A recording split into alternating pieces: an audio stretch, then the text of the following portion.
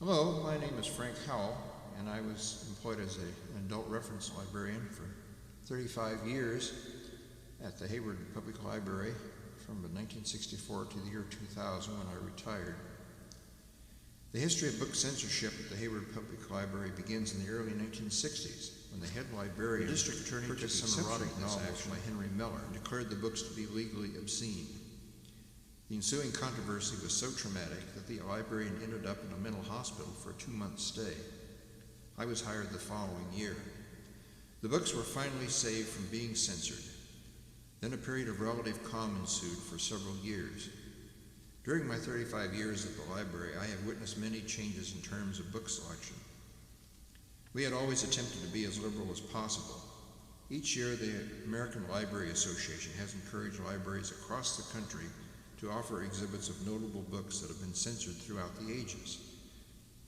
This could range from the Bible to Mark Twain to George Orwell. In Hayward, we did this for several years. Then, after the founding of Gay Pride Month every June, I pulled together a selection of volumes reflecting a wide range of opinion regarding the gay and lesbian liberation movement.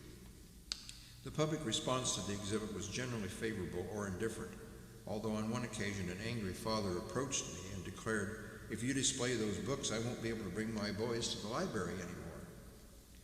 The matter finally came to a fast boil when a dedicated ex-lesbian came to the library and noticed the provocative display and protested to the head librarian. She demanded the exhibit be removed. Fortunately, the library board called a public forum to debate the matter, and over 60 people attended. The board wisely decided to continue to feature the controversial display, but conservative patrons were allowed to set up an alternative demonstration emphasizing traditional family values. This was done. Incidentally, the ex-lesbian who protested the display has since announced she is now an ex-lesbian. I would like to conclude by relating an incident that occurred in the late 1960s. Being a gay man in my early 30s, at the time I decided I wanted some way to meet other gay men my age. So I decided to place a fairly conservative ad in the Berkeley Barb, an underground newspaper in Berkeley. The notice simply stated, "Gay man age 32 wishes to meet other gay men of the same age." I listed a post office box number at the post office located across the street from the library. The advertisement ran for about a month, and I succeeded in meeting several promising candidates. I assumed the post office box would provide complete privacy. But one day I was called into the office of the library director, Bill Webster, who said, "We understand you've been advertising in the Berkeley Barb." I acknowledged this was true. He appeared unconcerned and said there was nothing to worry about. In other library systems, I would have had plenty to worry about. My job could have been at stake.